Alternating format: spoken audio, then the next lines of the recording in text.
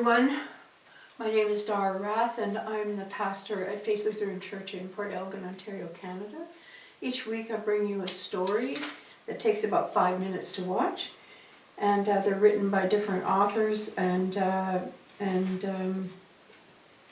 read them along here for you. This one I'm going to read today is called The Miracle of Love, Dr. Tim Jordan in Jack Canfield's book, and this is in Flowers in the Wind by Robert Coos.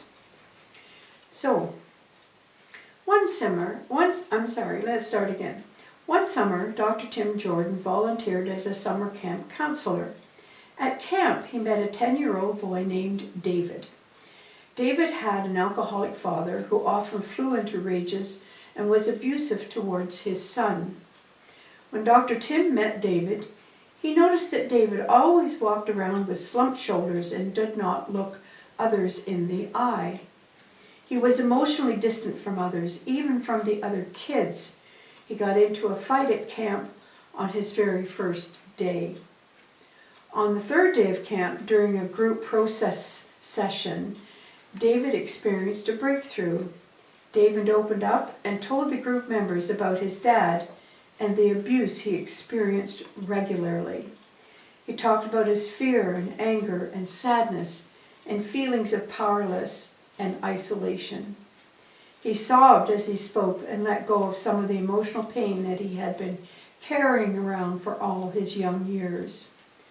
Now David began to open up and began to trust others, and for the first time in years, he began to invite adults and other kids into his life.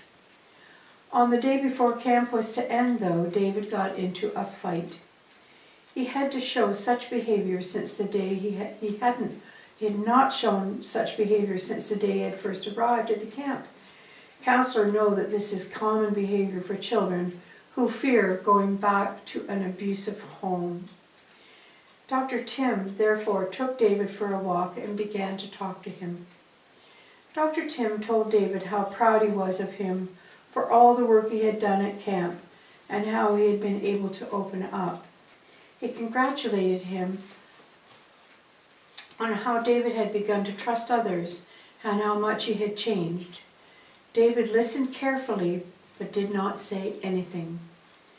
Suddenly, a beautiful butterfly landed on their path. Dr. Tim told David about a Native American Indian belief that when a butterfly crosses one's path, a great transformation would take place. David looked up with the same sad eyes that he had when he had first arrived at camp and said, "But what if the butterfly is for you and not for me?" Dr. Tim didn't know what to say, but suddenly the butterfly flew around and landed on David's shirt, right above his heart. There was no need for words. Total joy and hope filled David's eyes. The words and kindness of Dr. Tim and the butterfly were the ingredients that allowed David to undergo a transformation. What a wonderful story.